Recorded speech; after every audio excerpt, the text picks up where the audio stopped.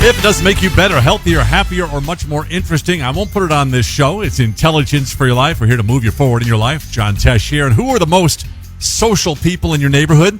Well, the experts are saying it's probably the pet owners. According to Science Online, pet owners tend to be more social, and dog people are the friendliest, most social people of all. A recent study found that dog owners tend to walk and use local parks more often, of course, which means they have more opportunities to talk to people. And pet people in general are not only more likely to say hello to their neighbors, they're more likely to do favors for each other, says the study, like lending a lawnmower or taking in the mail when somebody's out of town. But if owning a dog, for example, isn't something you can do, don't worry. Studies show that even having a goldfish makes people more social. When I first thought this, I'm like, seriously? But yeah, turns out it may be all the practice, because when people have someone or something to talk to at home, even though the pet can't or fish can't talk back, it makes them more comfortable talking to strangers. That's how that works.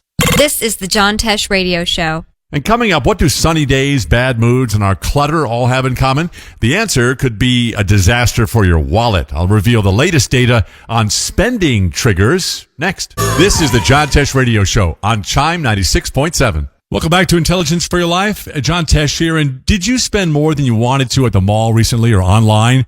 Here are a few strange things that can cause us to overspend, just so you'll be aware of them. For example, our clutter could be the cause of our spending spree. Why? Because a messy environment can stimulate our need to shop. Whether it's a messy room at home or a cluttered desk at work, disorganization overwhelms our brain and reduces our ability to control our impulses. This is according to the Journal of Consumer Research. We can also blame the sun for overspending. In a recent study, researchers found that sunlight brightens our mood in a way that makes us worry less about the consequences of our decisions, like blowing an entire paycheck on a sunny Saturday. So we spend more than we normally would on a cloudy day or at night. And speaking of mood, we also overspend when we're sad. A report in Psychological Science found that our sense of self-worth drops when we're feeling blue. And for many people, buying something valuable is an easy way to lift our own value. It doesn't last very long. One more reason for overspending: shopping in the same places, even online shopping. Researchers have found that we tend to form an emotional attachment to our favorite brick and mortar and online stores, meaning the store feels like a friend. And a study in the Journal of Retailing and Consumer Services found that this attachment can lead us to spend more than when we shop somewhere new and less familiar. IFYL. Intelligence for your life. And coming up, do you have 7 minutes to spare? According to productivity expert John Brandon, 7 minutes is all you need to get more done and seriously upgrade your life. I'll share his minute-by-minute breakdown. And good news, it involves little more than a quiet place, a pen, and something to write on. I'll explain this, and you'll love it next.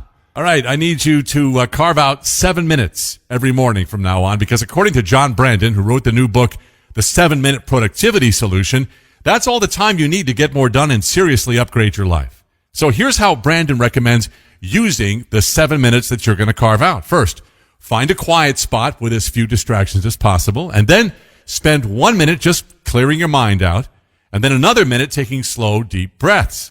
Brandon says the goal here is to be intentional about calming your body down and focusing your thoughts on the present moment. All right, got that? And then spend a full 3 minutes writing down what's on your mind. Set a timer if you need to, and then write down whatever's on your mind. And then spend 2 more minutes reviewing your notes and making a plan to act on just one item you wrote down. What's the point of this 7-minute solution? Well, Brandon says it's all about preparing for your day. The same way a golfer might prepare for a golf swing before they ever pick up a club, because whatever you write will represent what's most important to you at that moment. By having a plan to accomplish just one thing, you're going to start your day with positive momentum. And if you want to go further, check out 7minutesolution.com. Tell us what you think. Facebook.com/John Tesh. All right, just in time for your trivia contest at home ready. During the holidays. Ready. Here we go with the most performed holiday songs at number 10, Little Drummer Boy. Yeah. Number 9, Rudolph the Red-Nosed Reindeer. 8 is Jingle Bell Rock. I'll Be Home for Christmas is the third song that we play when we're doing our Christmas show on the road. This year, Let It Snow is our first song. Number 5 is White Christmas. 4, Winter Wonderland, Have Yourself a Merry Little Christmas. Number 3, Chestnuts Roasting, which is the Christmas song, is number 2. And another song that we'll be doing with Gibb as Santa is Santa Claus is Coming to This is Town. news to me. I know. I have a suit. That's the number one song every year. Actually, That's Santa Claus. crazy. Yeah. I mean, you know what I'm shocked about? I'm shocked that All I Want for Christmas Is You by Mariah Carey doesn't make it, because that's one of my favorites. I think what this is it's the list of the classic tunes. Yeah. Well, that to me, that's my classic. Is it really? Well, I can't believe Santa Claus. That's so sad. I would think Rudolph would beat Santa Claus is Coming to Town. Like the order of this is really shocking to me. All of these, obviously, these are the songs that we listen to every Christmas, right. and we have for 80 years of our history. But I'm surprised that Santa Claus is Coming to Town beats out Rudolph the Red-Nosed Reindeer, beats out Jingle Bell Rock. I mean, that's a crazy. Little Drummer Boy was just hanging on at number 10 because right behind him was I Want a Rhinoceros for Christmas. I don't think anybody but our family listens to that song. There you go. I want a hippopotamus for Christmas. Oh, I said Rhinoceros. I'm It's sorry. okay. It's okay. We all knew it. There's no other large land mammal-based songs to talk about. All right, if you're shopping for a new car or you know somebody who is, what is the most reliable way to assess the safety of the vehicle? Auto expert Peter Bohr says there's one crash test that stands out. He says, look for vehicles that do well in something called the, quote, small overlap frontal crash test. Small overlap frontal crash test. That simulates a vehicle hitting another car, tree, or light pole in a way that only damages a portion of the front end, let's say the driver's side only, as opposed to what you'd experience in a full head-on crash. Bohr says that's important because a whopping 1 out of 4 fatalities and serious injuries happen in crashes involving only a portion of the front end. And as recently as 6 years ago, nearly half of all the new cars failed this small overlap frontal crash test. The good news? Bohr says automakers are constantly adapting their designs to help vehicles pass as many crash tests as possible. And today, most cars ace the small overlap frontal crash test. To find out how cars stack up, check out IIHS.org. That's the website for the Insurance Institute for Highway Safety. Chime 96.7. Listen on your smart speaker or chimefm.com. I'm John Tesh. All right, my intelligent followers and listeners, here's an easy way to boost your willpower. Just wait for a 20th of a second.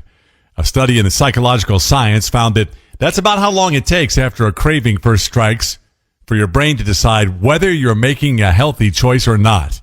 That minuscule amount of time allows you to weigh the pros and cons of taking that first bite of chocolate cake, for example, and helps overcome your natural impulse to eat it immediately. Your first thought is about taste. Second thought is about health. So just give yourself another split second, a 20th of a second, before you reach for your fork, and you may be able to resist temptation. CHYM 96.7.